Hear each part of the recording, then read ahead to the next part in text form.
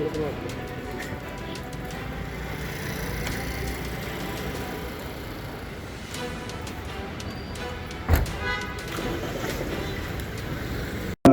पाऊल उचललेलं आहे, काय काय आतापर्यंत तपासामध्ये समोर आलेलं आहे आणि पुढील तपास कशा पद्धतीने सुरू आहे? करिश्मा ग्लोरी सोसायटी संत तुकाराम नगर हद्दीमध्ये एक पिलाई कुटुंब आहे. ते कुटुंब बेशुद्ध अवस्थेत असल्याचं आपल्याला प्राथमिक माहिती मिळाली. माहिती मिळाल्यानंतर आपण तातडीने त्यांना YCM हॉस्पिटल येथे उपचारकामी दाखल केलं. दाखल केल्यानंतर डॉक्टरांनी विनोद पिलाई यांचा मृत्यू झाल्याचं सांगितलं आणि दुसऱ्या दिवशी महिला शिलजा पिलाई आणि पौर्णिमा पिलाई यांचासुद्धा मृत्यू झाला. आपण जी घरजट्टी घेतली किंवा घराची तपासणी केली त्यामध्ये आपल्याला कोळसा जळालेल्या अवस्थेत सापडला आहे आणि एक सोडियम नायट्रेटची एक बॉटल सापडलेली आहे आणि ते आपण पुढच्या तपासकामी जप्त केलेली आहे आणि त्या अनुषंगाने आपण 44/2026 असा ADR दाखल केला आहे आणि पुढील तपास संत तुकाराम नगर पोलीस स्टेशन करत आहे.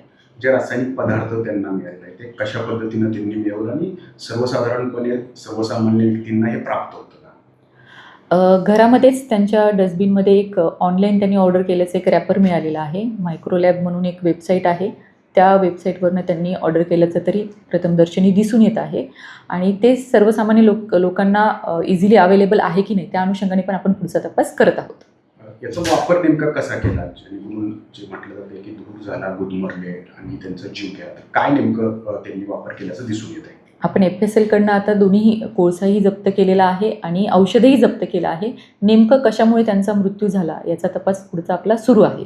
यांची पार्श्वभूमी काय आहे आणि ज्या पद्धतीने म्हटलं जातं की आर्थिक विवंचनेतून त्यांनी आत्महत्या केली, तर काय आतापर्यंत त्या अनुषंगाने तपासात समोर आलं? त्यांच्या जी सुसाईड नोट आपल्याला प्राप्त झाली, सुसाईड नोटमध्ये त्यांनी आर्थिक विवंचनेतून सुसाईड केल्याचं लिहिलेलं आहे.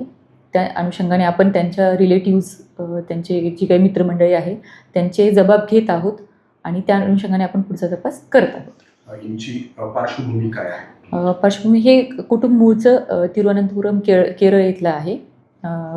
जे विनोद पिलाई आहेत ते एका कंपनीत काम करत होते आणि शिलजा पिलाई या शिक्षिका आहेत आणि मुलगी जी पौर्णिमा आहे ती सेकंड इयर BSc आहे. जे केमिकल आता मिळालेलं आहे तर ज्या कंपनीकडून मिळालेलं आहे त्या अनुषंगाने आपण काही चौकशी करणार आहोत का? कारण एका कुटुंबाचा जीव गेल्यामुळं हे थोडंसं घातक असल्याचं देखील बोललं जातं. हो, आपण जे काही ज्या वेबसाईटवरनं त्यांनी ऑर्डर केलेलं आहे त्या अनुषंगाने म्हणजे ते विथ प्रिस्क्रिप्शन मिळतं की विदाऊट प्रिस्क्रिप्शन मिळतं त्या अनुषंगाने आपण तपास करणार आहोत.